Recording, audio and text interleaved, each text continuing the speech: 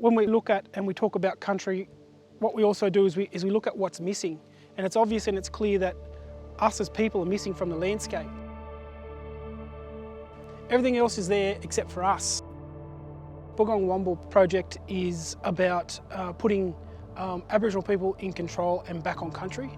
And when I say in control, working on things like ceremonial grounds and also doing things like plant species and animal species with the cultural connection. The project is a collaborative effort that brings together multiple land management agencies and organisations to wrap around community and support their aspirations for country. It's getting mob back on country and you know, taking care of country and also bringing up young fellas like we got here and teaching them about culture and something they can carry on further down the track and to preserve what's up here.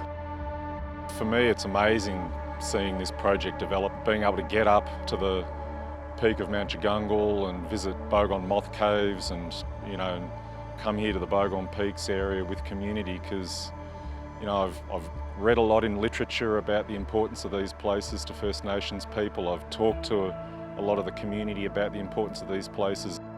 Jagungal was one of those places that had strong connections to all the groups that were had association with ceremony. It was Walgaloo country, then there was the people like the Narigo, there was the Wiradjuri, there was the Yuin people, Jillamatang people. So we had all those people all moving to that part of the country at that time when the Boogong moth would migrate. And the migration of that Boogong moth meant ceremony for our people. So that was the main food source that supported large numbers of people up there. And our people would make nets and would move into those rock crevices and use fire, and they would have the nets under the bogongs, and then with the fire on the stick they would actually burn them off and they'd fall into the nets. Sometimes they would just be roasted straight into the hot coals and just eaten like that. Other times they would be grinded up and made into a paste and then cooked like a Johnny cake and then carried back to places like Yold or Yellowan Bay, which was a large gathering area similar to Jagungal. It tastes all right too.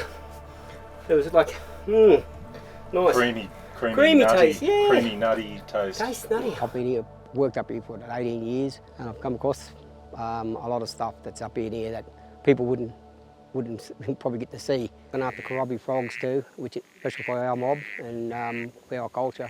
Gaiac is our Korobi frog, and our people moving through country, coming into this part of the country at certain times of the year, would get to the places where they knew that the Gaiac's habitats were, and they would call out to Gaiac, they would call his name, and if Gaiac didn't answer back, so Gaiac wasn't calling back, we didn't have permission to move through that part of the country. And once Gaiac actually called back to our people, then we had permission to move through. And when I say move through, we move through for ceremonies. Me being back on country, looking after species like the Korobi frog, it's what I like to see for the future for the younger generation to maintain our country.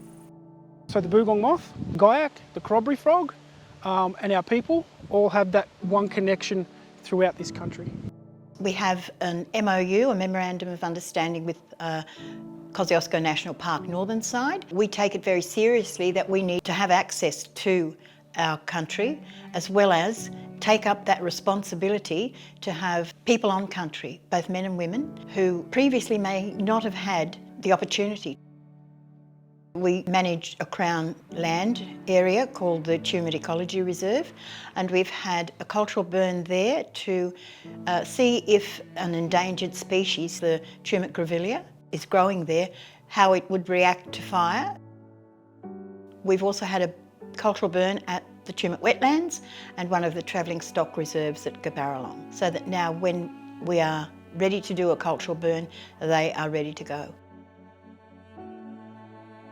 We also have young people trained to do seed collecting and flora and fauna monitoring. The Tumut grevillea is an endangered species, and so we have actually been out and collected seeds for them because we don't want them to go extinct. We want to keep them around. They're a native plant and they only grow in this area. Without our connection to country, we can't have that relationship with country. We can't take up that responsibility, and we can't show the respect for country that we need to do. The beauty of the project is that all the other government agencies are actually coming together, putting culture at the centre. And culture at the centre means us as people and us as a nation at the centre as well. Then we're able to do everything else that comes off that. So culture at the centre, us, cultural practice, cultural ceremonies, protection. So we have everything that comes off that. You know, for our community, we really feel that that's the best practice moving forward. I hope this project will put a lot more people on country. Not just our elders who know the country already, but our young people who are developing into those elders will have that knowledge. They'll be on country.